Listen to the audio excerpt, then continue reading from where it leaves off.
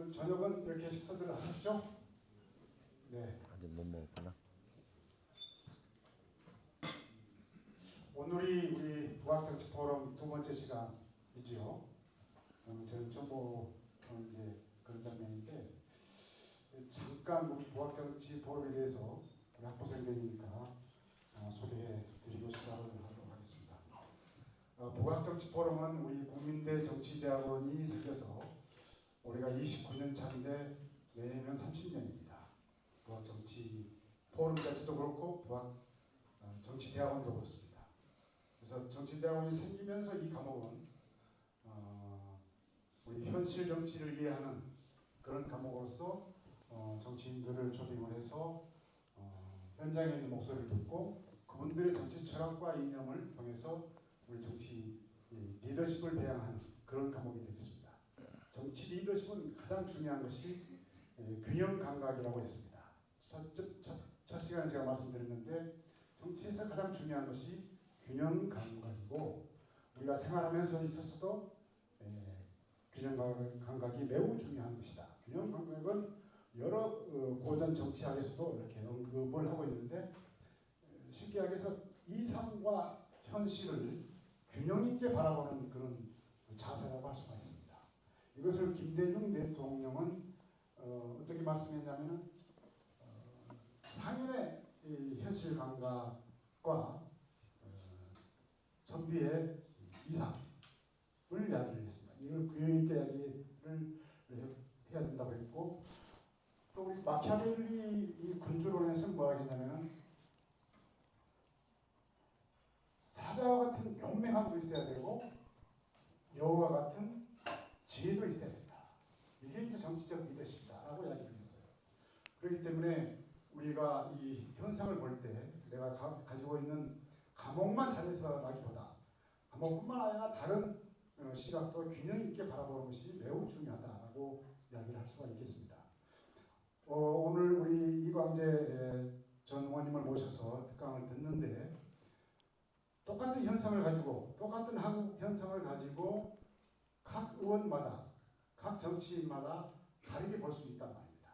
이것을 균형 감각을 내가 어떻게 저 강의를 듣고 나로 하여금 내가 얼마만큼 균형 감각을 가지고 계속 성장해 가느냐 이것이 이 강의의 키라고 보시면 되겠습니다. 그래서 다소 그 특강 연사의 생각이 나와 다르더라도 또 전 시간에 저전 시간에 다음 시간에 여러 정치인들의 생각이 각각 다르더라도 여러분들이 그 객관적 시각을 갖는 현실과 이상을 균형 있게 바라보는 시각을 갖는 그 힘이 여러분들한테 매우 중요해서 이 과목을 개설해야 하고 있다는 말씀을 드립니다.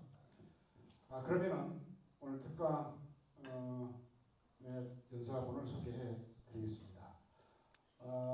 우리 이광재 의원님은 참여정부에서 국정상황실장을 했습니다. 그다음에 강원도지사를 하셨고 국회의원 3선을 하셨고 국회 외무통일위원회 위원장을 하셨습니다. 그리고 최근까지 국회 사무총장, 국회 한 3,000명이 있는 인원을 이렇게 관리하고 리드하는 사무총장을 역임하셨습니다. 여러분 뜨거운 박수로서 이광재 총장님을 모셔서 특강을 시작하겠습니다. 여러분 고맙습니다.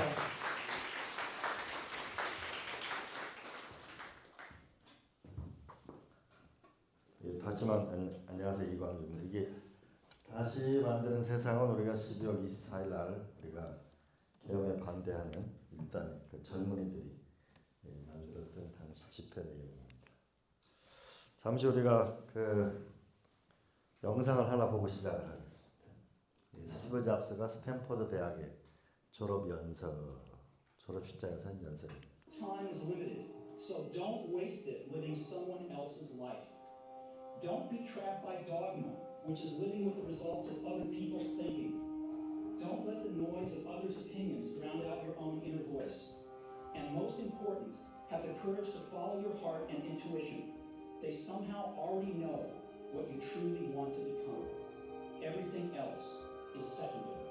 Stay hungry, stay foolish. And I've always wished that for myself. And now, as you graduate to begin anew, I wish that for you. Stay hungry, stay foolish. Thank you all very much.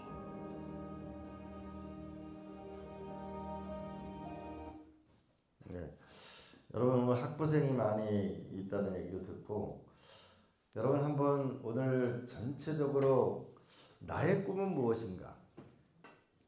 나의 꿈은 무엇인가?를 우리가 한번 찾은 그런 시간이었으면 좋겠습니다. 현재 왜 트럼프 현상이라는 게 생길까? 전 세계 정치는 왜 유럽에서는 극우 정치인들이 탄생하는 것일까?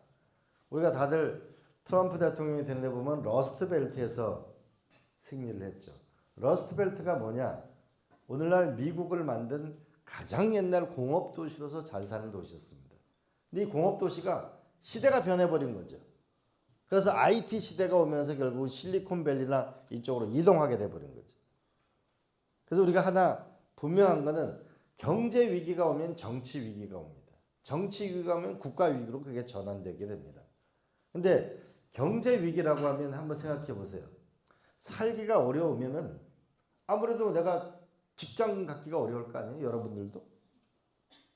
엄마 아빠도 살기가 어려우면은 아무래도 불만이 늘어나게 돼 있죠. 그럼 SNS라고 하는 것은 우리가 어디 가서 좋은 호텔에 가서 사진을 찍어서 보내고 좋은 음식을 먹는 걸 사진 찍어서 보내는 건 비교하는 게 SNS의 기본입니다. 그러면 거기에 불량한 정치인이나 나쁜 의도를 갖고 있는 사람이 이 우리의 삶이 어려운 부분에 불을 지르는 거죠. 그럼 결국은 분열 사회가 오는 거죠. 그 분열 사회는 결국은 정치 위기를 불러올 수밖에 없는 겁니다. 그래서 경제 위기는 정치 위기를 불러온다. 우리가 세종대왕이 이렇게 얘기합니다. 임금에게는 하늘이 백성이 하늘이고 백성에게는 쌀이 하늘이다. 그렇잖아요. 여러분들도 왜 이렇게 힘드냐? 왜 이렇게 직장 다니는 직장 구하기가 어려운가? 직장 구하기가 어려우면 여러분들이 공정에 대해서 점점 눈을 뜨게 되죠. 왜? 쟤는 왜 반칙으로 아버지 백으로 왜 좋은 회사에 들어가느냐고 젊은이는 분노할 수밖에 없는 거거든요. 그렇잖아요.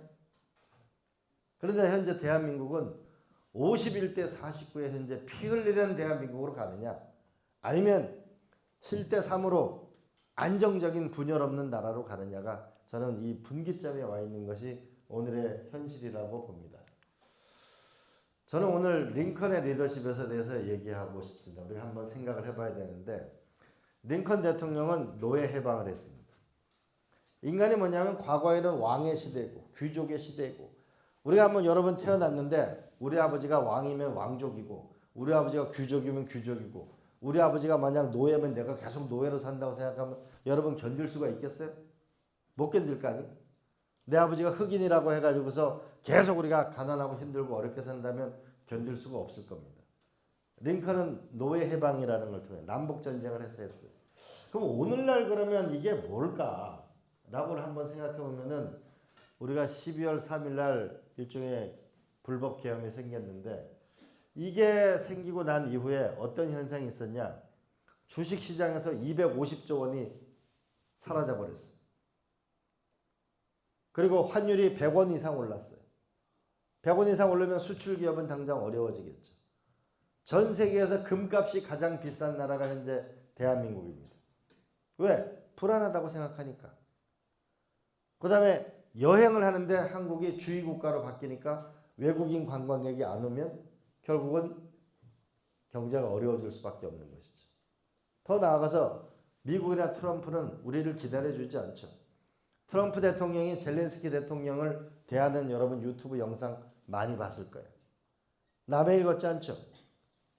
한국에 대해서 이제 한미 FTA도 재협상하자고 나올 거예요. 그러면 빨리 이거를 뭐냐면 정상국가로 만드는 것이 지금 우리한테 굉장히 중요한 과제다라고 볼 수 있겠습니다. 두 번째로는 51대 49에 현재 광화문의 광장에 가면은 두 쪽으로 탄핵을 인용하라. 그다음 한쪽에서는 탄핵을 반대하는 그 집회가 열리고 있습니다. 이 51대 49에 피 흘리는 대한민국이 될 거냐? 아니면 불법 계엄에 반대하는 국민이 70%인데 이 70%의 국민 마음을 모아서 7대3으로 안정된 나라를 만들 거냐, 분열 없는 나라를 만들 거냐가 중요한 고비인데 링컨 대통령이 남북 전쟁을 합니다. 링컨 대통령에 보면 이런 말을 합니다. 하나님, 우리 미국인은 하나의 성경을 믿는 사람이 남과 북으로 나뉘어서 서로 피 흘리고 싸우고 있습니다. 하나의 성경을 믿는 사람들이 남과 북으로 나눠서 피 흘리며 전쟁을 하고 있습니다. 나는 과연 하나님의 편이 맞습니까? 라고 물어보죠. 만약 링컨 대통령이 13개주로 흩어져 있는 미국을 하나로 만들지 못했다면 오늘의 미국은 세계적인 미국이 안 나왔을 겁니다. 그럼 우리 지금 대한민국은 51대 49의 피 흘리는 대한민국이 아니고 어떻게 하면 이 나라를 통합해 나갈 건가가 우리의 과제라고 볼 수 있겠습니다. 세 번째로는 새로운 나라로 가야 되는데 흔히 링컨 대통령은 남북 전쟁을 하고 미국을 통합한 거로만 생각하는데 제가 링컨 대통령을 위대하게 생각하는 것은 저 전쟁의 와중에서도 동서횡단철도를 만들었습니다. 동서횡단철도를 만들었기 때문에 서부의 시대가 열릴 수가 있었습니다. 두 번째로는 과학 아카데미를 만든 겁니다.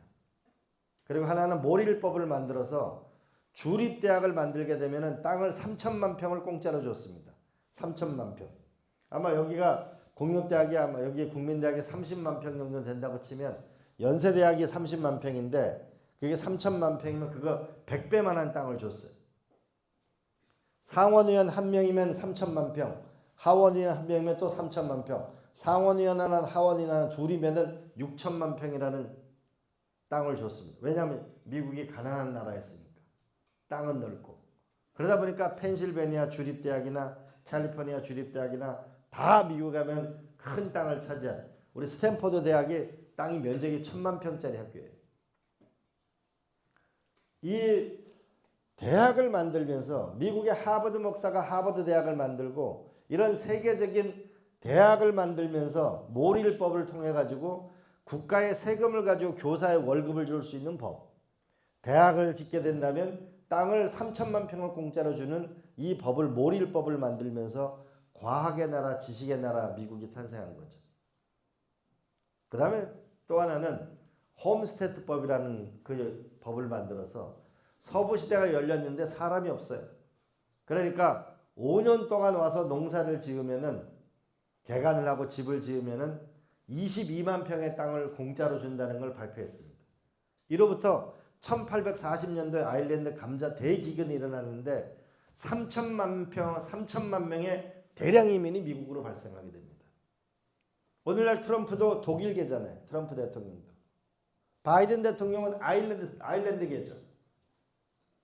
이민자의 나라로서 오늘날 미국이 탄생하는 계기를 만들었습니다. 우리나라도 근본적으로 현재로 보면 우리가 링컨 리더십을 배워야 된다고 봅니다. 근데 정치학이 우리가 기본이라고 아리스토텔레스의 정치학인데 아리스토텔레스는 자기 제자들하고 폴리스를 다녔습니다. 여러분 그리스 가보신 분 없어요? 나중에 꼭 가보시기 바랍니다. 그리스는 굉장히 척박한 땅입니다. 별로 잘하는 게 없어요. 그래서 올리브 나무를 많이 심는데 올리브 나무는 정말 오래 자랍니다. 그래서 올리브 농사를 짓는 사람이 제일 게으른 사람이다 이런 농담도 있는데 어쨌든 폴리스가 존재해가지고 수많은 190개의 폴리스를 제자들하고 같이 탐방을 해봅니다. 근데 폴리스를 가만히 조사해 보니까 군주정을 하는 데가 있고 귀족 정치를 하는 데가 있고 민주 정치를 하는 데가 있어요. 군주정을 하는 데가 폐해가 있는 데를 보니까 독재 정치가 생기는 데가 있고 귀족 정치를 하는 데를 보니까 몇이 그냥 국가 권력을 쥐고 흔드는 데가 있고 민주정을 하는 데를 가보니까 우중 정치, 어리석음의 정치가 있더라고요. 그런데 이 모든 나라를 흔히 보니까 어떤 나라가 폴리스가 잘 사냐면 정치 체제가 다르더라도 공통적인 것은 경제에서 중산층이 탄탄한 나라가 역시 잘 살고 또 하나는 중간층의 정치 참여가 많은 그 도시가 잘 살더라는 게 정치학의 핵심입니다. 우리도 경제 위기를 맞으면 반드시 그건 정치 위기로 오는 거다. 왜냐하면 국민의 삶이 부서지는 거기 때문에 그렇습니다. 그러면 오늘 한국을 한번 보겠습니다. 며칠 전 한국은행 이창용 총재가 이런 얘기했어요. 올해 한국이 1%의 성장률을 기록하게 될 것이다. 지난 20년간 10대 수출품이 그대로다. 여러분의 일자리가 왜 없는지, 왜 좋은 일자리가 부족한지 한번 살펴볼까요? 2007년도에 지금부터 20년 전에 한국의 코스닥 지수가 700이었어요. 미국의 나스닥 지수가 2200이었어요. 그런데 20년이 지난 지금 미국의 나스닥 지수는 2만을 넘나들고 있는데 한국의 코스닥 지수는 678이에요. 여러분들이 지금 돈이 없어 투자를 못하지만 많은 사람들이 어디에 투자를 해요? 테슬라, 페이스북, 팔런티어 뭐 이런 데 전부 미국 주식에 투자를 하잖아요. 전부 여러분 20년 안에 새로 탄생한 기업들이에요. 지금 세계를 주름잡는 넷플릭스 이런 거 다 세계적인 기업들이 20년 안에 다 탄생한 거예요. 근데 한국은 20년 안에 새로운 기업이 나온 게 주가 주식 위를 보게 되면 네이버, 카카오, 셀트리온 3개밖에 없어요. 혁신적인 경제가 일어나지 않으니까 여러분이 좋은 일자리가 없는 거예요. 제가 분당 판교에 있는데 판교에 보면 거기 네이버, 카카오 거기 다 있잖아요. 새로운 혁신이 일어나지 않아요. 그럼 여러분이 한번 각자 도생을 내가 열심히 노력한다고 해서 여러분 일자리가 늘어나는가요? 그렇지 않거든요. 여러분이 각자 노력해야 될 목표가 있고 또 하나는 국가의 정책이 어떻게 되느냐에 따라서 국가의 경제 정책이 어떻게 되느냐에 따라서 여러분의 일자리가 좌우되는 것이죠. 이런 형태의 한국 경제를 가지고는 절대 여러분에게 좋은 일자리가 나올 수가 없어요. 왜 이런 일이 생기는가? 무능한 정치 때문에 이런 일이 생기는 거예요.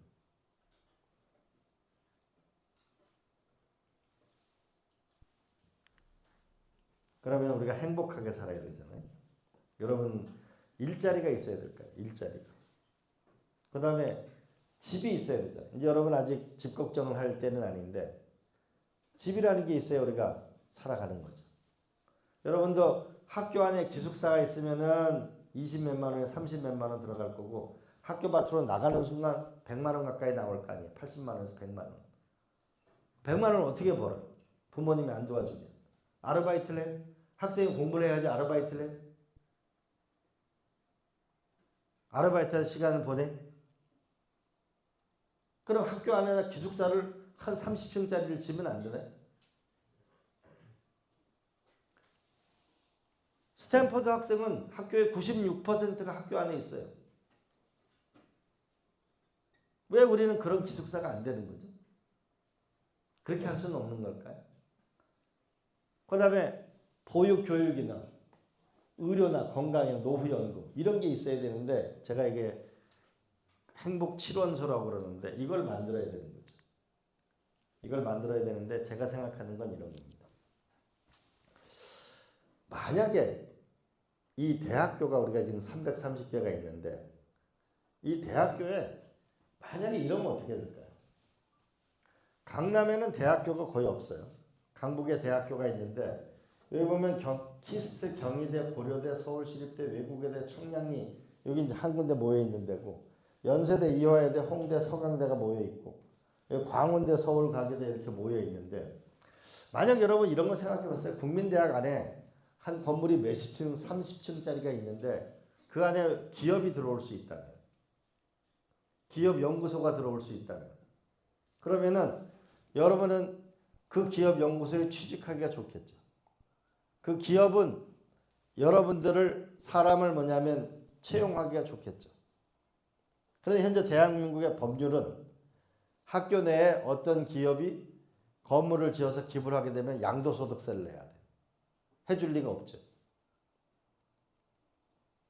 우리가 싱가포르 난양공대라는 것은 대학교 안에 좋은 연구소들이 많이 들어가 있습니다.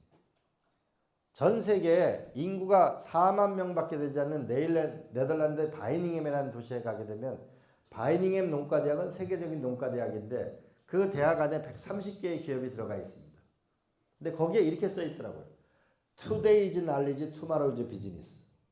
knowledge가 있어야 지식과 기술이 나와야 미래가 탄생하는 거니까. 학교 안에 기업이 들어올 수 있게 만드는 거. 단순하게 벤처 동아리만 있는 게 아니고 기업이 들어올 수 있고 큰 기업의 연구소가 들어올 수 있는 구조를 만들면 여러분들의 생활이 훨씬 나아질 겁니다. 그렇잖아요? 그 다음에 부경대학교 있는 부산의 부경대학교는 15층짜리 아파트가 있어요. 그게 동네 연합기숙사예요. 다른 대학교 학생들도 들어와서 그 기숙사에 가요. 한 달에 21만 원 내면은 밥도 다 줘요. 그럼 훨씬 더 좋지 않겠어요? 이건 국가 재산을 든 게 아니고 사학연금재단에서 투자한 거예요. 학교 안에다가 점점 더 이제 AI 시대가 오게 되면 공간혁명이 일어나게 됩니다. 요새 근자에 여러분 아파트를 새로 짓는 걸 보세요. 아파트를 새로 짓는 거 보면 학교 아파트 단지 안에 식당이 있어요. 요새는 CGV도 안에 들어갑니다. 심지어는 게스트하우스도 아파트 단지 안에 들어가게 됩니다. 이제 AI 시대는 공간혁명을 가져오게 됩니다. 그래서 대학교 안 자체가 과거의 농경사회에서는 땅이 부가가치를 불었다. 산업사회에서는 공장이 부가가치를 냈다.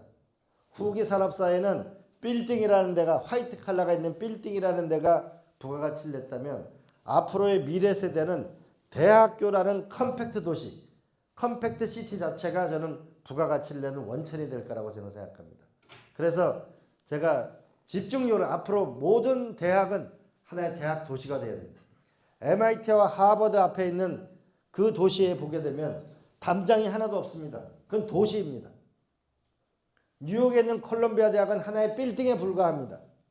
거기에 어떤 담장도 존재하지 않습니다. 뮌헨 공과대학도, 스탠퍼드도, 옥스퍼드도 다 학교와 기업과 주거지와 문화단지가 컴팩트하게 되어 있습니다. 우리도 그런 시대를 만들어야만 더 좋은 일자리가 나오고 더 좋은 미래로 나갈 수가 있습니다. 왜 그러냐면 헐리우드라는 거. 여러분 헐리우드가 미국 영화 나오죠. 여기는 970명밖에 모든 게 왜 컴팩트 시티가 돼야 되냐면 집적되는 게 힘을 가져오기 때문에 그렇습니다. 헐리우드가 영화를 만들 때 동네 주민이 970명밖에 없었어요. 일단은 뉴욕에 있는 젊은이들이 골드피시라는 회사를 만들어가지고 이곳 헐리우드로 왔습니다. 헐리우드 보면은 산 위에 헐리우드라고 돼 있죠. 그리고 대부분 높은 건물이 아니라 전부 동그란 텐트로 돼 있죠. 싸게 지었다는 뜻이죠. 근데 여기서 영화 하나로만 20세기를 풍미하게 만들었어요. 영화로 특화된 도시죠. 여러분 유명한 여러분은 모르는데 저희 세대 때 가장 미인인 두 배우가 있었는데 오드리 헵번하고 잉그리드 버그만이 있었는데 잉그리드 버그만이 영국의 연극학교를 그만두고 헐리우드로 가면서 뭐라고 일기장에 썼냐면은 나는 꿈의 공장 헐리우드로 간다고 했었어요. 꿈의 공장. 스티븐 스필버그의 회사 이름이 뭐야? 드림웍스. 헐리우드 한다. 라스베가스는 루즈벨트 대통령이 후보댐을 지었어요. 전기가 생산됐어요. 사막 한가운데 라스베가스를 만든 겁니다. 아무것도 없는데 거기에 라스베가스를 만들어서 지금은 전시산업으로 여러분 CES 전시회 이런 거 세계적인 전시로 60%의 수입을 얻어내고 있어요. 집적화되는 게 그만큼 강한 힘을 갖는다. 첫 번째. 두 번째로는 이게 MIT 학교의 문장입니다. MIT 문장은 오른쪽 사람을 보게 되면은 공부를 하고 있죠. 왼쪽 사람은 모루, 대장간에 있는 모루죠.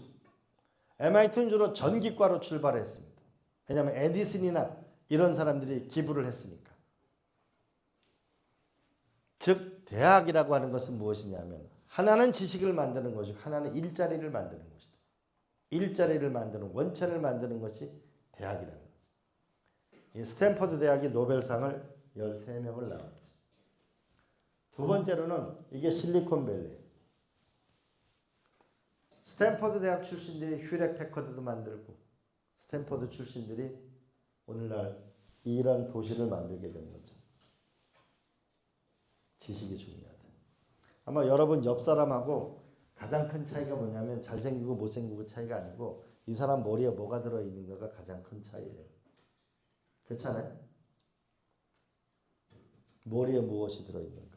우리 할머니가 초등학교도 안 나오고 무학이었거든요. 근데 저의 할머니가 항상 저한테 그랬어요. 밥을 배불리 먹지 말아요. 옛날에 먹을 것도 많지도 않았어요. 밥을 배불리 먹지 말아요. 배가 부르면 빨리 졸립다. 빨리 졸려오면 공부를 못한다. 머릿속에 넣으면은 그건 도둑이 들지 않는다. 머릿속에 넣어야만 너가 평생 살아갈 수 있는 걸 번다는 게 우리 할머니였어요. 실리콘밸리. 제가 네덜란드 바이냉이면 이 대학에 가면서 놀란 건데 여기 얼마 안 되는 바이냉이면 세계적인 농과대학이 있는데 이 농과대학이 주변에 4만 명밖에 안 되는데 식품 하나로만 70조 원 정도를 합니다. 대단한 거죠. 그런데 여기 가보니까 내가 놀란 게 이거였어요. 한국의 김치를 집중적으로 연구하고 있었어요. 한국 사람들은 왜 살이 안 찔까? 그래서 한국 사람들 흔히 농담 삼아 우리는 발효식품을 많이 먹잖아요. 김치 뭐 이런 거. 유산균 이런 거. 그래서 베저터블 치즈라는 그거를 집중적인 연구소를 가지고 있어요. 김치야는 여러분 김치 딤체 냉장고 김치의 딤체 냉장고의 역사라는 책을 보게 되면 만도 기계가 거의 망했는데 어느 날 사람들이 냉장고 말고 가장 많이 쓰는 게 뭘까? 김치를 제일 많이 넣어놓는데 냉장고 사이즈가 있으니까 이 사람들 생각에 김치 냉장고를 생각했어요. 아무것도 모르는 이 공장에 있는 이 사람들이 연구를 합니다. 그래서 딤체 냉장고를 만들어서 일약 어마어마한 수출 상품을 만드는데 그때 보면은 이 김치를 담그면은 3일이 지나고 나면 유산균이 폭발적으로 올라가게 됩니다. 그리고 며칠 있으면은 쉬어서 못 먹죠. 여러분 사람 몸의 세포는 10조 개인데 사람 몸에 살고 있는 미생물은 30조 개. 내가 어떤 사람은 나는 왜 맥주를 먹으면 빨리 취하고 나는 오히려 뭐냐면 독주를 먹으면 훨씬 덜 취하고 이게 왜 이런 일이 생길까?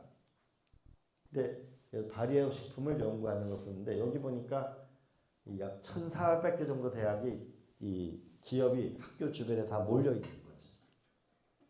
우리도 국민대학이 되려면 세계적인 대학이 되려면 이런 걸 만들어내야 되는 거지.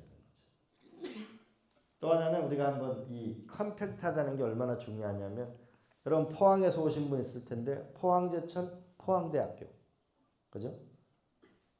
그 다음에 울산은 조선산업 현대자동차 울산대학교 그 다음에 부산 경남은 조선산업이 많이 발달하니까 부산대학교 조선학과 기계학과 여수화학단지가 박정희 대통령이 만든 건데 이분이 이번에 저는 탁월하다고 보는 거예요. 김대중 노무현 대통령이 만든 게 뭐냐? 판교라는 걸 만든 IT 시대에 질적화된 도시를 만든 거예요. 두 번째로는 파주 출판단지를 만들어서 문화의 도시를 만든 거예요. 송도 이런 걸 도시를 만든 거예요. 여러분 왜 도시가 중요하냐라고 다시 한번 말씀드리면은 제가 학교 다닐 때 아그리파라는 사람을 대생을 하라고 시키길래 저 사람은 아우구스투스도 아니고 저 사람이 뭔데 이게 자꾸 대생을 할 나중에 아그리파라는 사람을 대생이 누구인가를 찾아보니까 아우구스투스의 친구예요. 친구인데 아우구스투스는 머리가 좋고 체력이 약한 사람이었고 아그리파는 친구이면서도 군인이면서도 머리가 좋은 사람이었어요. 로마를 전체적으로 이탈리아를 통일한 다음에 로마 시내를 도시를 건설한 사람이 아그리파입니다. 우리가 도시 안에 살고 있는 거잖아요. 여러분이 지금 오랜 시간 동안 모든 사람이 돈을 다 모은 게 은행에 만들어 놓은 통장 빼놓고는 다 어디 있냐면 도시 안에 다 있는 거예요. 그렇잖아요? 아파트, 공장, 예술의 전당, 체육관, 종합운동장 다 도시 안에 있는 거예요. 도시를 만드는 자.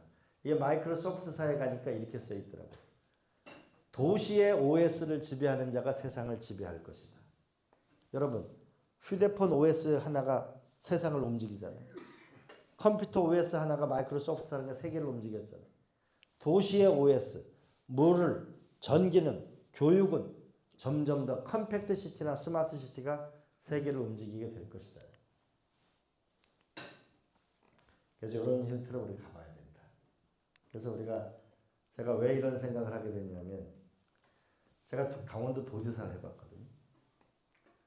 뭐를 하려고 하면 땅이 중요하더라고요. 왜 땅이 중요하냐면 땅을 사야죠. 그걸 토목공사를 하죠. 인허가를 받죠. 몇 년 그냥 갑니다. 그런데 대학교 땅은 교육용지잖아요. 값이 저렴하잖아요. 거기 사람이 있죠. 여러분과 같이 우수한 젊은이가 있죠.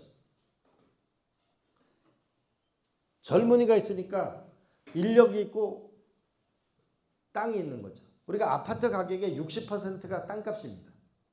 건물 가격에. 그러면 이 학교 안에다가 이런 것을 만들어내게 되면 훨씬 좋을 수 있죠. 여러분의 잠깐 비껴나가 보겠습니다. 제가 23살의 노무현 국회의원을 만났어요. 23살. 그러니까 여러분 저하고 나이 비슷한 사람이 있을 거예요. 근데 그분이 저를 한 서너 시간 인터뷰를 한 끝에 저한테 제안한 게 뭐냐면, 나는 정치를 잘 모르니까 나를 역사 발전의 도구로 써달라는 거였어요. 그리고 여비서 한 명만 데리고 오시고 나머지 비서실 구성을 전권을 그날 저한테 준다고 얘기했어요. 여러분 23살짜리가 뭘 알겠어요? 비서실 구성의 전권을 저한테 줬어요. 제가 워낙 나이가 어리니까 다 저 선배들로 같이 짜가지고 월급을 n분의 1로 나눴어요. 사람을 더 뽑아서. 그래도 그 청문회나 그 모든 과정을 다 해낼 수 있었어요. 20대에 세상을 바꾸는 에너지가 생기는 겁니다. 우리 예수님은 29살에 이 세상에 나왔어요. 부처님은 29살에 이 세상에 뭐냐면 깨달음을 전하러 나왔어요. 20대 한두 살, 두세 살, 4살, 5살 이때 에너지가 제일 많은 겁니다. 인생을 낭비하지 말고 이때가 가장 자기한테 중요한 시기라고 저는 생각해요. 그 다음에 또 하나는 제가 요새 챗 GPT를 가지고 한 2-3시간씩 일을 하는데 이제 좋은 시절이 왔다고 봐요. 나의 조교가 엄청 생긴 거 아니에요? 의사 조교. 의사 물어보면 걔가 답변해주고, 변호사 조교도 있죠. 의사 조교 뭐 물으면 다 가르쳐주잖아요. 저는 요새 강의를 하는데 전부 학생들 보고 챗 GPT나 클로드나 AI를 써가지고 수업 발표를 시켜요. 근데 제가 나중에 뭐를 하냐면은 어떤 질문을 했는가를 가지고 그 학생을 평가합니다. 알아야 질문을 하죠. 그렇잖아요? 학문이라는 게 한문으로 쓰면 어때요? 배울 학자에다가 질문을 할 때 문자예요. 질문하는 걸 배우는 게 학문입니다. 그러면 이건 지식혁명과 공간혁명이 와서 저는 한국이 세계적인 나라가 될 거라고 저는 확신해요. 왜냐하면 전 세계에서 IQ가 제일 좋은 나라고, 과거에는 임상실험에 엄청난 돈이 들었는데 이제는 AI가 임상실험을 대신해 주잖아요. 엄청난 연구를 대신해 주잖아요. 물어보면 답하니까. 근데 알아야 물어보죠. 그래서 저는 이렇게 생각해요. 기업형 대학 도시를 만들든지, 아니면 저 시골에 있는 대학은 아예 국가가 사가지고 은퇴자 도시를 만들든지, 아니면 공단 주변에 있는 대학은 이렇게 만드는 거죠. 이걸 하려고 보니까 법률을 13가지를 바꿔야 돼요. 제가 이번에 아주 대통령 선거에 제가 아주 이거를 하려고 하는 겁니다. 또 하나는 초등학교를 복합화하는 거. 이렇게 만들면 좋겠죠. 그러면 초등학교는 동네에서 가장 가까운 데 있는 거니까 여기에 유아원, 어린이집, 유치원, 초등학교, 놀이터, 문화센터, 체육센터, 그 다음에 일하는 데가 다 돼 있으면 좋겠죠. 초등학교 하나가 보통 4,000평 되니까. 이런 초등학교를 갖고 있는 거, 여러분 외국 영화 볼 때 엄마가, 아빠가 애들 초등학교 보낼 때 운동장 앞에서 헤어지는 거 본 적 있어요? 없지 않아요? 다 건물 앞에서 헤어지지 않아요? 일제강점기 시대에 일본은 지진이 많이 나기 때문에 학교 운동장이 필요했던 거고, 대피하는데. 그리고 3층짜리 건물을 짓는 겁니다. 이런 걸 만들면 훨씬 출산율도 높아지겠죠. 오른쪽에 있는 게 동탄에 있는 건데 복합하는 거죠. 그래서 이렇게 해보자. 자, 이게 이제 여러분들 앞으로 한번 이 정치나 이 부분에서 저는 제일 중요한 게 먹고 사는 문제를 해결하는 거예요. 인간이 살아가는데 가장 기본이 되는 거를 만들자. 그럼 지금부터는 대학생제가 선배로서 대학생 여러분들에게 그냥 드리고 싶은 말씀을 드려볼게요. 여러분도 오늘 아침에 학교를 올 때 인간은 끝없는 선택의 연속입니다. 내가 빨간 옷을 입고 갈까? 하얀 옷을 입고 갈까? 내가 점심에 짜장면을 먹을까? 비빔밥을 먹을까? 내가 미팅을 나갈 때 성균관 대학이랑 할까? 아니면 국민대학이 다른 과랑 할까? 다 선택의 문제. 그런데 이 선택을 어떻게 하느냐에 따라서 인생이 달라지더라고요.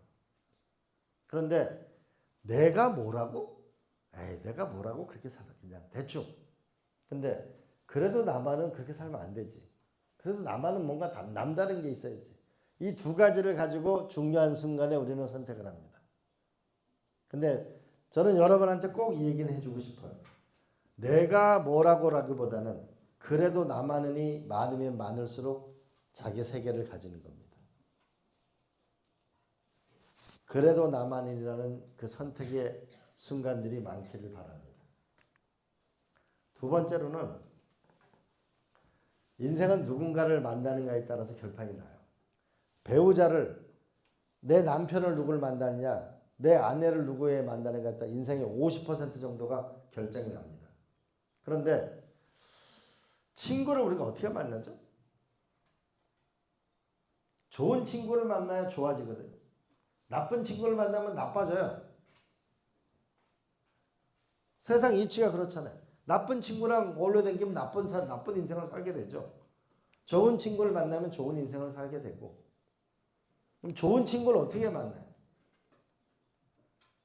저는 대학 다닐 때 제가 생각한 건 이런 거예요. 요즘은 그런 게 없는데 그전엔 학교 뒤에 어느 과 누가 빌려갔다는 걸 다 뒤에 보면 알 수 있었어요. 그래서 제가 대학 다닐 때 대학생이면 이 정도 책은 읽으면 좋겠구나라는 책 목록을 찾은 다음에 그 뒤를 조사해가지고 책을 빌려간 학생을 찾아가지고 그 학생하고 모임을 만들었는데 그 친구는 오래 같이 갔죠. 친구 3명이 있으면 그 중에 한 명은 반드시 선생이 있어요. 배워야 될 사람이 있어요. 좋은 친구를 어떻게 찾을 건가 생각해 보세요. 좋은 친구, 내가 어떤 인생을 살고 싶은데 어떤 친구를 만들 거냐? 어디서? 내가 사이트를 찾아서 만날 건지 아니면 어디에 서클에 가입을 할 건지 아니면 누굴 인터뷰를 해볼 건지 친구는 내가 찾아서 만드는 거예요. 그 친구를 내가 배울 수가 있고 제일 좋은 건 이겁니다. 인생은 여러분 성공하고 싶잖아요. 하버드 대학에서 70년간 하버드 대학 졸업생 중에 성공한 사람은 왜 성공했는가를 조사해보면 가장 공통점은 타임 퍼스펙티브가 있는 사람. 길게 인생을 설계하는 사람이 기업이든 인생이든 성공하더라.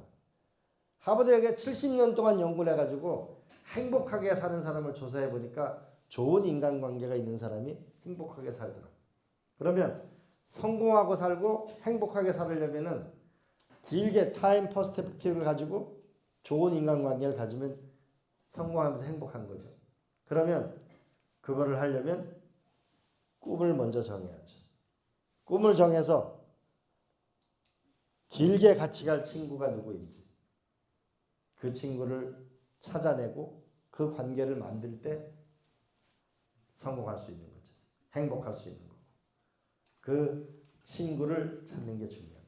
두 번째로는 남편이 누구냐, 부인이 누구냐, 이게 인생의 절반 정도를 결정합니다. 근데 어떻게 결혼을 하는 거죠? 응? 진짜 사랑하는 사람? 그래서 거짓말 탐지기를 놔봐. 그럴 수는 없고. 보통 결혼할 때 저 사람이 뭐냐면 집안, 좋은 직장, 돈. 근데 제 경험에 의하면은 제 시집장가 잘 갔다. 굉장히 부잣집에 간 사람 치고 저는 계속 사는 사람 거의 못 봤어요. 이 사람의 꿈이 뭐냐? 이 사람은 앞으로 얼마만큼 더 진화할 수 있는 사람이냐? 그리고 나를 진정으로 사랑하느냐? 제일 좋은 거는 같은 일을 하면서 성장하면 제일 좋은 거겠지. 꼭 성공하기 바랍니다. 여러분의 가장 많은 고민 중에 취직하는 거 대기업에 가냐? 아니면 어디를 취직하지? 아니면은 창업을 하나? 저는 제 아들한테도 그러는데 100% 창업하라고 합니다. 단 창업을 해서 걔 벌써 한 번 망했어요. 대학교 1학년 때 창업해가지고 잘 안 됐어요. 그런데 창업을 처음부터 해서 성공하기가 쉽지가 않아요. 그런데 재밌는 거는 저크버거, 빌 게이츠, 스티브 잡스 다 개발자들입니다. 그렇잖아요. 일론 머스크 다 개발자들. 기본적으로 자기가 개발할 수 있는 능력이 있는 사람이 창업에 성공할 가능성이 높습니다. 그 아이디어 하나 가지고 창업에 성공하는 게 쉽지 않아요. 그런데 그렇기 때문에 저는 이런 거를 권합니다. 일단 회사에 취직을 해서 영업하는 거, 회사가 돌아가는 거, 재무는 이런 훈련을 하고 일정한 시기에 창업을 하면 좋겠다고 저는 생각을 해요. 그러면은 어디로 가느냐? 대기업에 가는 사람이 있을 수 있는데 저는 그거보다는 한 번쯤 여러분이 생각해 봤으면 하는 거는 이런 회사를 저는 많이 생각해 봐요. 삼성전자의 협력회사인데 그 협력회사가 예를 들면 베트남에 있다. 물론 대한민국에도 회사가 있고 또는 인도네시아에 있다. 대한민국 기업들은 다 모여 있거든요. 전부. 그러면 그런 기업에 가게 되면 예를 들면 삼성전자도 이해할 수 있고 중소기업도 이해할 수 있고 다양한 경험을 하게 됩니다. 그리고 인도네시아는 인구가 2억 5천인데 평균 연령이 28세입니다. 아마 저는 인도네시아가 조만간 세계적인 나라가 될 거라고 봐요. 베트남은 인구 1억에 평균 연령 28세예요. 대한민국 평균 연령이 44세예요. 대한민국이 늙어가고 있는 거죠. 그러면 그런 회사를 잘 찾는 거 방법이고 또 하나는 특징이 이렇더라고요. 미국에 있는 CEO들도 벤처기업에 성공하는 사람들도 보면은 구글에 있거나 아마존에 있거나 애플에 있었던 사람들이 대체로 성공합니다. 왜? 혁신이 거기 있었으니까. 제가 김범수의 카카오나 네이버의 이해진 대표나 그분들 다 옛날 삼성의 사내 벤처 출신들입니다.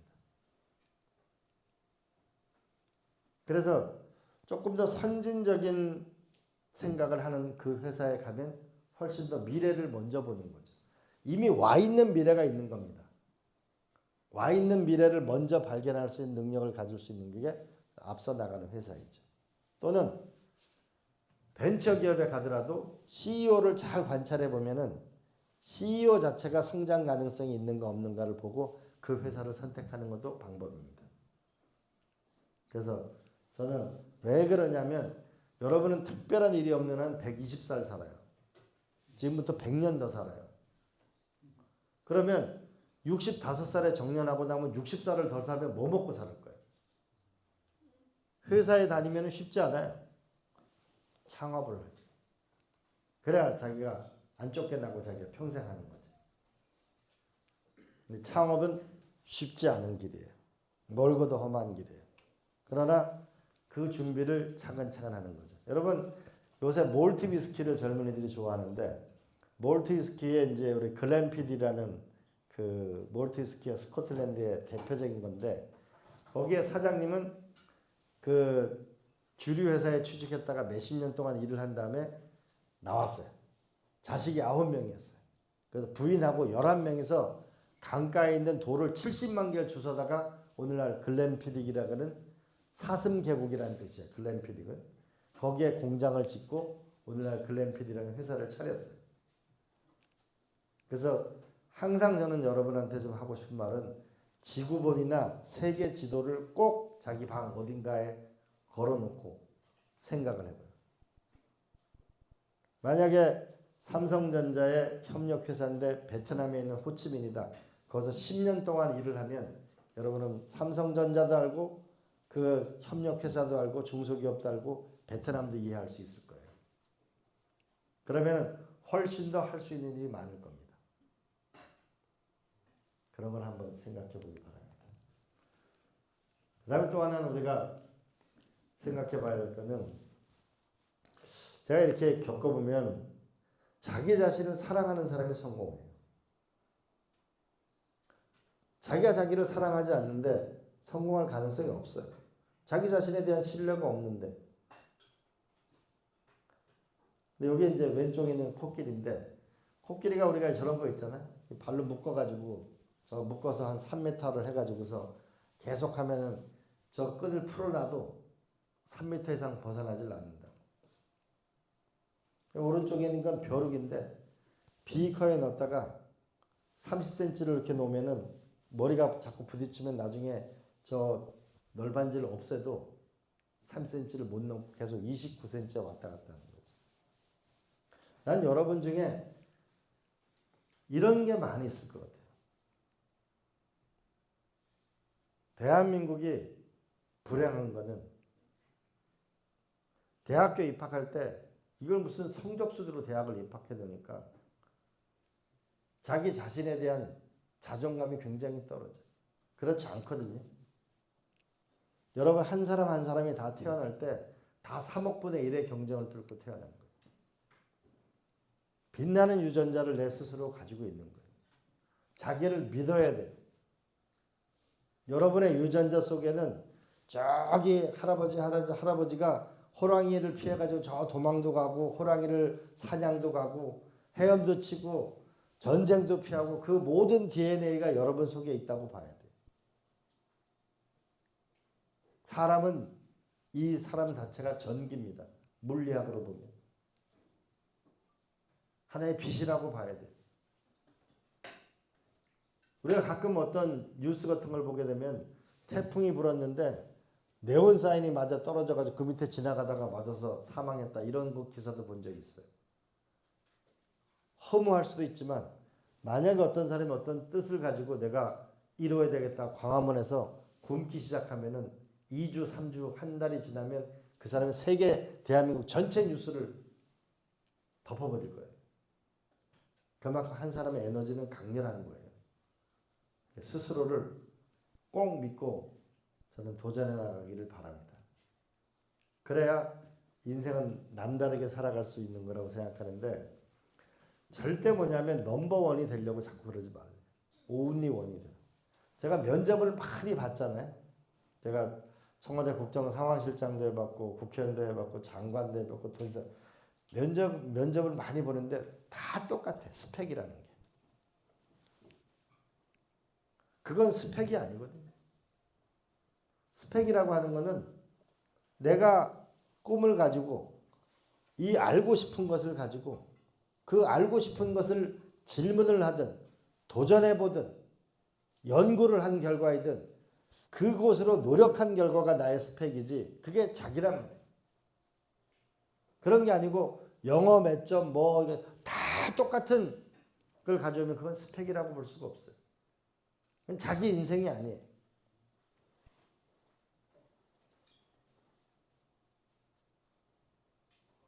스펙이라는 그런 절대 이 세상에 새로운 자기를 찾아서 나설 수가 없어요. 여러분은 앞으로 특별한 일이 없는 한은 100살을 더 살게 되고 직업도 5개 이상을 가지게 될 거예요. 이제 직장이라는 건 점점 더 없어지게 될 겁니다. 스스로 나 홀로 1인 기업으로 점점 더 세상은 플랫폼 속에서 존재하지만 1인 기업화 될 가능성이 굉장히 많이 있습니다. 믿을 건 자기밖에 없어요. 나의 빛나는 에너지가 뭔가를 찾아내야 돼요. 우리가 영화를 한 편 또 보겠습니다. Find out life's just a game of inches. So is football. Because in either game, life or football, the margin for error is so small. I mean, 1/2 a step too late or too early, and you don't quite make it. 1/2 second too slow, too fast, you don't quite catch it. The inches we need are everywhere around us. They're in every break of the game, every minute, every second.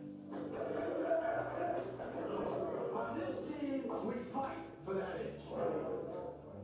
On this team, we tear ourselves and everyone else around us to pieces for that inch. We claw with our fingernails for that inch. Because we know when we add up all those inches, that's gonna make the fucking difference between winning and losing. Between living and dying. I'll tell you this, in any fight, it's the guy who's willing to die who's gonna win that inch. And I know if I'm gonna have any life anymore, it's because I'm still willing to fight and die for that inch. Because that's what living is.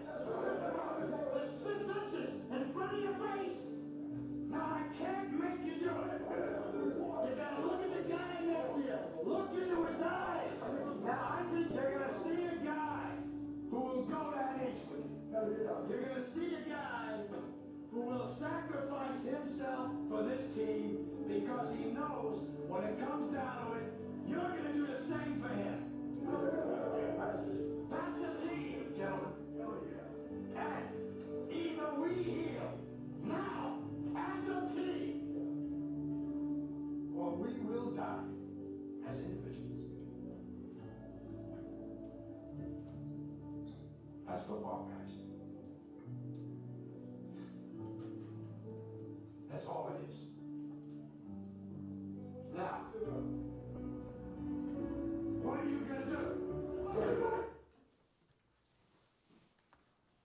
주말 정도에 애니 기분 썬데이라는 한번 영화를 보세요. 여러분 다 우리는 어떤 인생의 목표를 향해 가는데 그거는 인치 바이 인치. 그 인치는 오늘 하루가 내 시간을 어떻게 썼는가. 부잣집 자식이든 가난한 자식이든 신은 여러분한테 공평하게 준 것은 24시간입니다. 어떤 많은 사람들이 그렇게 저한테 질문합니다. 성공하려면 무엇을 해야 됩니까? 라고 물으면 저는 이렇게 얘기합니다. 확실한 방법이 하나가 있다. 하루에 25시간 일하면 된다. 우리가 어떤 수학 문제를 풀 때 정말 힘들면은 꿈에서도 수학 문제를 풀잖아요. 절실해야 돼. 절실하면 반드시 그 위기를 넘어갈 수 있어요. 그리고 아무것도 하지 않으면 아무 일도 일어나지 않습니다. 도전하는 삶을 살아야 자기 인생이 조금씩 인치 바이 인치 조금씩 하루하루가 쌓여서 인생이 다른 길로 가게 됩니다. 그 길을 여러분들이 젊은이가 젊었을 때 나의 꿈은 무엇인가 그리고 그걸 향해서 도전해 나가길 바랍니다. 저는 이 2개만 한번 여러분들이 기억했으면 좋겠어요. 나의 꿈은 무엇인가 스스로에게 끝없이 물어보십시오. 제가 경상남도 거창고등학교를 갔는데 거창고등학교 이 시골고등학교가 어떻게 이렇게 명문고등학교가 됐는가 물어보니까 교장 선생님이 이렇게 말씀하셨어요. 학생들에게 너의 꿈은 무엇인가를 끝없이 물어본다. 소풍을 가서도 MT를 가서도 그러면 나의 꿈이 무엇인가를 정한 학생한테는 더 이상 지도가 필요하지 않다.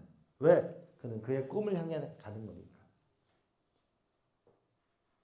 나의 꿈은 무엇인가를 여러분 찾아보세요. 그리고 2번째로는 이번 일요일 정도에 들어 앉아가지고 자기의 휴대폰을 꺼내서 내 일정 중에 내가 만든 일정하고 친구든 누구든 동창이든 나와라고 연락이 온 일정하고 2개를 비교해 보세요. 내가 스스로 저 선생님을 찾아가서 만나야지. 저 친구한테 배울 게 있지. 내 스스로 정한 숫자하고 다른 사람이 연락 온 거하고 2개를 비교했을 때 내가 70%가 내가 정한 일정이 아니면 시간을 낭비하는 측면이 많은 겁니다. 자기 계획이 부족한 겁니다. 왜냐하면 인생은 복잡한 게 아니고 하루 내가 일과를 어떻게 썼는가에 축적된 게 내 인생입니다. 인치 바이 인치를 생각하기 바랍니다. 그리고 제일 첫 번째 51대 49에 제가 대한민국에 대해서 얘기한 바가 있습니다. 제가 대한민국의 진보 보수를 떠나서 정말 성공한 분들을 많이 만났어요. 뭐 조선 부총리, 남도구 총리, 뭐 수많은 사람들을 인터뷰해봤어요. 그중에 제가 가장 감동적으로 뵌 분은 최명신이라는 장군이었어요. 최명신 장군은 역사적으로 보면 미국하고 베트남이 전쟁을 할 때 한국이 파병을 하게 됩니다. 그때 파병을 할 때 한국군이 작전 지휘권을 가져야 된다. 그때 한국은 너무너무 가난한 나라였어요. 미국에서 무슨 한국이 작전 지휘권을 갖느냐라고 하는데 이 장군은 끝까지 한국 군인들을 가는 거니까 우리의 생명은 우리가 보호해야 된다 그래서 그 작전 지휘권을 얻어냅니다. 그런데 이분의 역사 중에 제가 가장 감동적으로 느꼈던 건 6.25 전쟁 중에 강원도 인제에서 전투 중에 북한군을 체포합니다. 북한군을 체포한 사람이 누구냐면 김일성, 김정은의 할아버지, 김일성의 오른팔인 기론팔을 체포합니다. 보니까 기론팔이 엘리트예요. 이때 최명신 장군이 뭐라고 이 김일성의 오른팔한테 설득하냐면은 너가 결국은 인민군이 인민해방군이 된 거는 인민을 잘 살게 하자고 결국 군인이 된 거니까 남한에 가가지고 대한민국의 인민을 잘 살게 하는 나라를 만들자고 설득을 해요. 설득이 안 되고 그 기론팔은 김일성이 준 권총으로 그 장군이 준 권총으로 자결할 수 있는 해달라고 부탁을 합니다. 그리고 아이를 2명 데리고 왔는데 이 아이를 남한으로 데려가서 대한민국에서 길러달라고 부탁을 한다고 합니다. 그래서 그 권총을 주고 김일성의 오른팔은 자결을 합니다. 부하와 함께 땅을 파서 묻어주고 경례도 했다고 합니다. 비록 적장이지만은 대우를 해야 한다. 그리고 2명을 데리고 오는데 여자아이는 죽고 남자아이를 하나를 데려오는데 그 데려온 분을 본인의 입적을 시켜서 나중에 그분이 서울대학 공과대학을 졸업하게 됩니다. 수십 년 동안 그걸 숨겨온 거죠. 저는 그분을 네 번 만나면서 참 배운 진정한 보수 중에 보수라고 봐야죠. 그런데 생각해 보세요. 제가 분당에 있는데 어느 그 탄천을 걷고 있는데 연세가 지긋한 분이 정말 점잖게 생기신 분이 저한테 오더니까 저를 지지해 주신다고. 그래서 감사하다고 그랬어요. 그러니까 좀 이따 한 서너 발자국 다시 돌아오시더니까 저한테 근데 하나 물어봐도 돼? 말씀하세요라고 하니까 그런데 자네 빨갱이 아니지? 저는 그 얘기를 듣는 순간 가슴이 철렁했어요. 아, 이 대한민국이 심각한 상황에 와 있구나. 그런데 지금부터 수십 년 전에 6.25 전쟁의 한 가운데 상대 김일성 오른팔을 만나서 그거를 남한으로 가서 잘 사는 나라를 만들자고 하는 그 정도의 담대함이 있어야 우리는 대한민국을 앞으로 나갈 수가 있어요. 분열된 땅 위에는 집을 지을 수가 없습니다. 우리가 서로에 대한 이해와 서로에 대한 큰 꿈을 가져야 돼요. 여러분 100억짜리 매출 100억짜리 회사에 100% 주주가 되기 원합니까? 아니면 100조짜리 회사에 주식 5%를 갖는 게 나아요. 100조짜리 회사에 주식 5%가 훨씬 가치가 큰 거예요. 그게 되려면 뭐예요? 주식을 나눠줘야 되는 거죠. 공모를 해야 되는 거죠. 그러면 우리 대한민국에 대해서 여러분들은 앞으로 긴 인생을 살아가야 합니다. 아까 제가 처음에 얘기했어요. 왜 미국은 코스닥이 2만을 가는데 한국은 왜 700에 머물러 있느냐. 새로운 산업이 나오려면 여러분 타다 그 사건을 봤잖아요. 새로운 산업이 나오려면 전통 산업과 새로운 산업은 타협이 일어나야만 앞으로 나갈 수가 있습니다. 대한민국은 이제 산업화에 빛나는 성과를 이뤘다고 하지만은 대한민국 경제는 현재 1% 저성장의 늪에 빠져 있습니다. 애가 0.7명밖에 안 태어나고 있습니다. 그러면 생각해 보세요. 1%밖에 성장을 안 하는데 애가 안 태어나면은 현재 100명 중에 20명이 뭐냐면 부모를 부양해야 되는데 앞으로 10년만 지나면 100명이 40명의 부모를 부양해야 돼요. 불가능합니다. 강력한 경제 성장과 혁신 경제를 만들어야만 앞으로 나가는데 그 혁신 경제가 탄생하려면 우리 사회의 갈등을 줄여야 됩니다. 서로 협상을 통해서 미래로 나가야 돼요. 그래야 전진할 수 있는 겁니다. 또 하나는 대한민국의 민주화에 큰 성과를 거뒀다고 하지만 전 세계 갈등 지수 2위 국가입니다. 전 세계에서 소송이 가장 많은 나라 중에 하나입니다. 이 갈등을 어떻게 줄일 거냐? 이 갈등만 줄여도 GDP 성장에 막대한 GDP 성장을 이뤄낼 수 있습니다. 우리가 집안이 화목해야 될까요? 국가도 마찬가지죠. 통합하려고 하는 통합이 일어나려면 지도자들의 담대한 꿈이 있어야 돼요. 이 나라를 젊은이들에게 오늘의 대한민국이 가장 잘 사는 그날이 아니고 내일이 더 낫고 모레가 더 나은 미래로 가려면 과감한 도전만이 있어야 됩니다. 그 과감한 도전을 이뤄내려면 51대 49에 피 흘리는 대한민국을 가지고는 피 흘리는 민주주의를 가지고는 절대로 미래로 나갈 수 없어요. 여러분처럼 젊은이들이 꿈을 가져요. 큰 꿈을 가지고 우리가 소실점이 같아야 돼요. 소실점이 같아야 우리가 분열을 줄여나갈 수가 있습니다. 누구는 에베레스트 산으로 가자 그러고 누구는 바다로 가자 그러면 이 나라가 잘 될 수가 없는 거죠. 꿈을 가져야 합니다. 그런 면에서 여러분에게 이렇게 한번 상상을 해보십시다. 대한민국의 이 한반도라는 땅을 벗어나서 살 수는 없어요. 그런데 한반도에서 역사상 가장 큰 업적을 내은 사람을 찾는다면 광개토 대왕이죠. 만주위까지 갔으니까. 대한민국은 이 철책선 때문에 섬나라가 돼 있어요.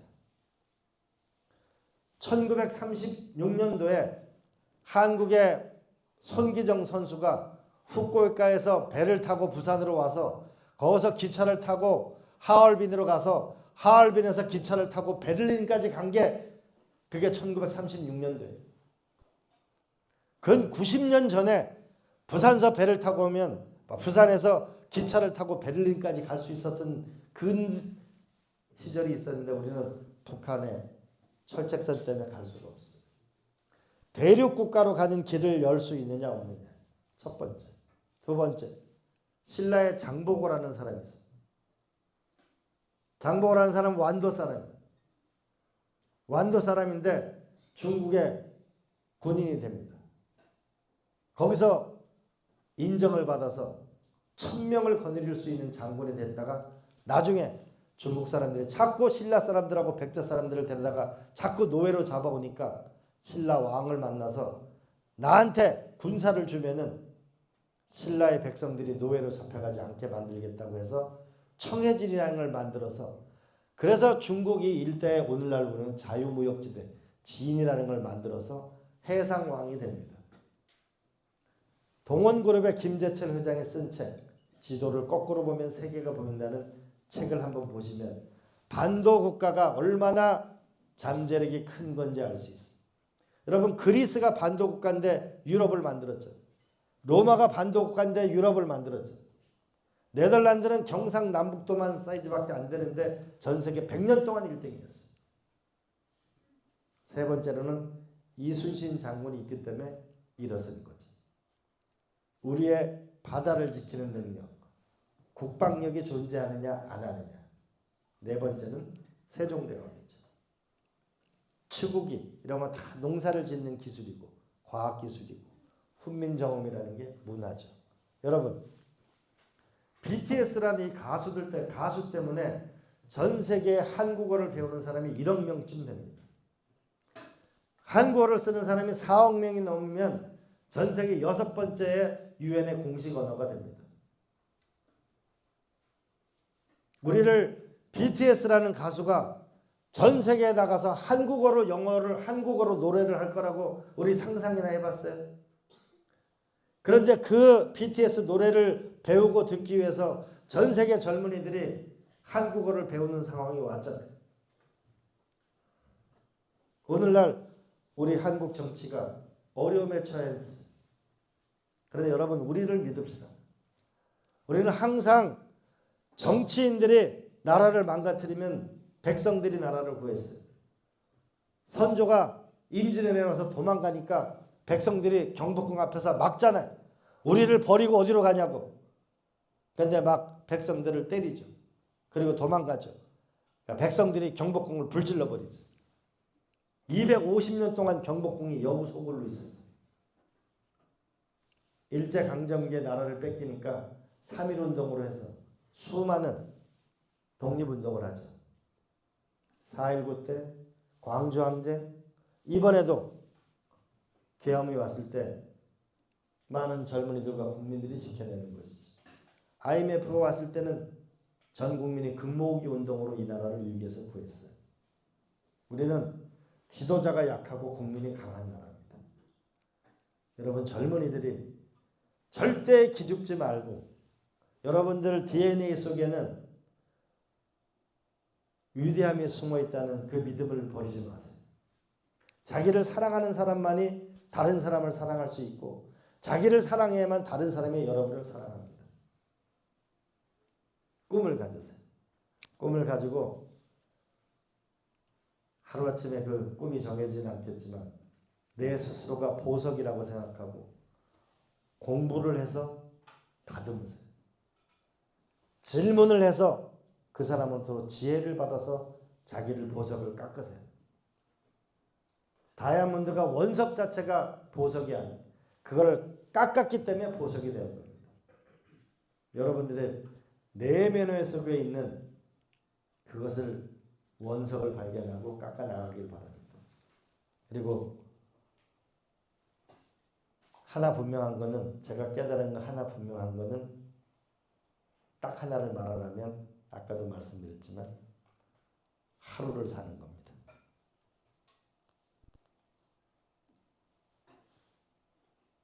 내일 내가 무엇이 될 건가는 오늘 내가 어떻게 산 결과가 내일입니다. 오늘 내가 잘 못 살고 내일이 잘 될 거라고 이 세상에 그런 일은 없습니다. 인치 바이 인치 하루하루를 계획을 세워서 멋있게 살면 좋은 날이 옵니다. 그리고 독서는 앉아서 하는 여행입니다. 그리고 여행은 서서 하는 독서입니다. 여러분들이 좀 여유가 되면 여행을 많이 다녀보시기 바랍니다. 여행을 다니면 사람은 아는 것만큼 보고 본 것만큼 알게 돼 있습니다. 독서는 앉아서 하는 여행이고 여행은 서서 하는 독서입니다.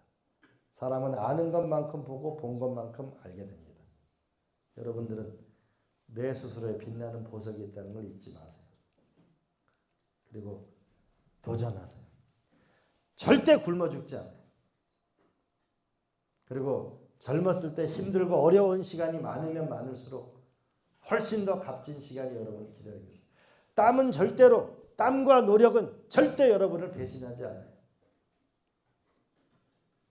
그런 면에서 이 젊은 날을, 화창한 날을 멋있게 살고, 인생이라는 게 이 지구라는 별에 와서 살다 가는 긴 여행인데 이 지구라는 별에 와서 살다 간 그 여행을 멋지게 살기를 바랍니다.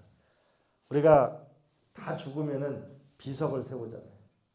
그래서 묘비명만 모아놓은 책을 본 적이 있는데 거기 보면 이렇게 쓴 사람이 있더라고. 내가 언젠가 이런 날이 올 줄 알았다. 이렇게 하고 죽은 사람이 있어. 버나드 쇼라는 사람인데 나중에 현고 학생 부분 그것만 하지 말고 내가 이 지구라는 별에 와서 무엇을 위해서 열심히 살았고 무엇을 남겼다. 여러분 분명한 거는 위대한 사람은 죽지 않아요. 말씀으로 남고 업적으로 남습니다. 여러분 말이 아무것도 아닌 것 같아도 그 말은 영혼과 꿈과 에너지가 있는 겁니다. 그래서 케네디 대통령이 나는 저 달에 보내겠다 사람을.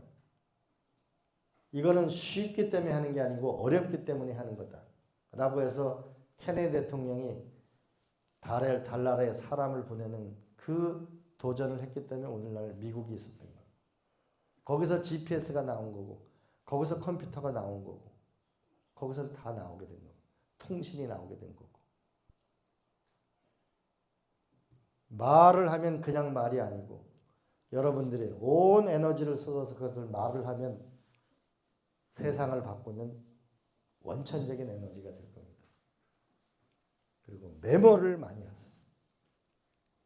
메모를 많이 하시고 메모하는 게 힘들면 우리가 클럽과 노트에 대고 생각나는 대로 거기다 녹음을 해두세요.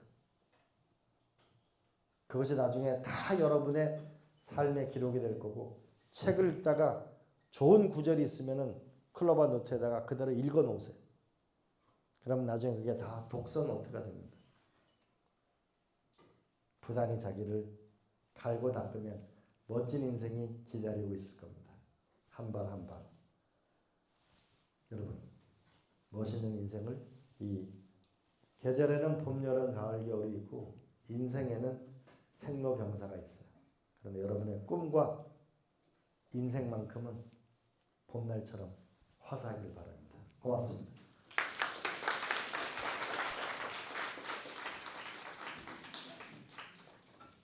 질문 있으신 분? 질문 없어요? 질문 없습니까? 빨리 가서 저기 질문이 없으면은 짜장면 먹어야 되니까.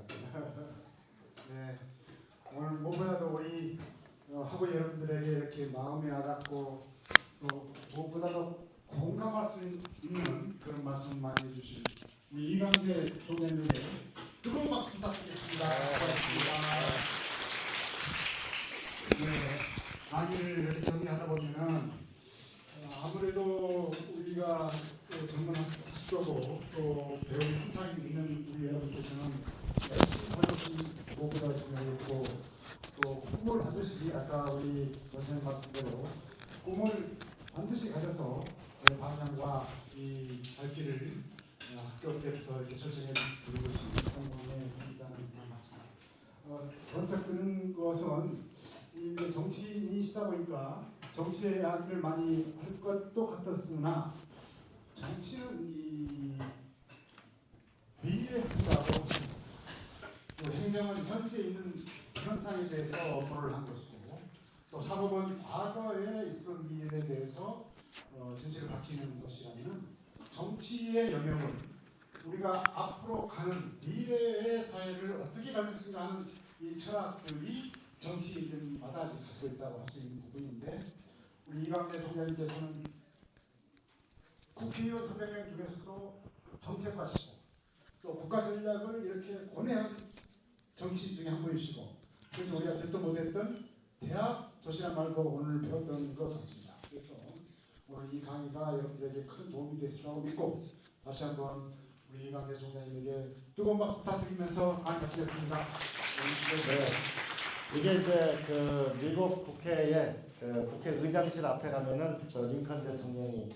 저기 있습니다. 거기서 찍은 사진이고 이광재 TV를 구독해 주시면 거기 세계사 강의가 많이 있어요. 세계사 공부를 열심히 하세요. 세계는 넓고 할 일은 많다. 마치겠습니다. 가시기 전에 끝나기 일을 쓰기 전에 핸드폰을 켜서